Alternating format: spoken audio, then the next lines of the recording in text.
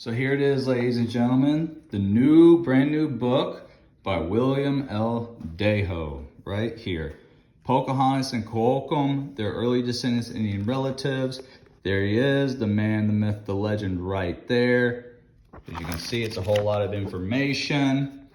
It is awesome. And I've skimmed over, he does go over many of who you would think, and he does give primary sources in parentheses around each thing he talks about. He does talk about KA-OKEE and her relationship to Pocahontas. He does talk about Thomas Pettis and that whole crew. He does go into a lot of different descendants.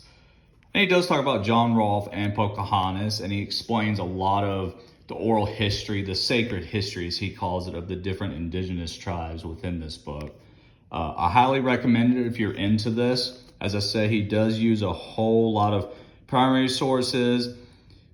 He does go into detail on the other book and of the Potawatomi, which is another book that does a DNA study on the indigenous DNA versus the Bowling DNA to Pocahontas, because John Bowling, the only son of Robert Bowling and Jane Rolfe, he goes into that as well.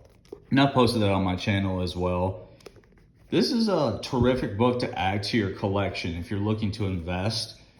Remember, indigenous people don't go by records like documents like the English did. They went by oral history, meaning hearsay, what you say. But that to them is just as valuable as a primary source, which can make this very controversial. And he definitely goes into the controversy of the claims that he's making. He calls them naysayers in quotations over and over again. Yeah, I would highly recommend checking this book out. He just mailed it to me because I sent him an email, and he said he was sending a lot at once.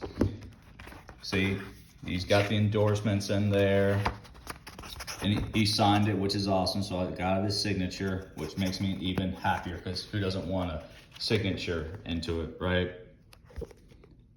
So very pleased with this book. As I said, I've skimmed over it, and he does go into massive detail on every single one of his claims. He uses a lot of critical thinking in discussing how Pocahontas and KA-OKEE are related to one another, how Thomas Pettis fits into the entire scenario.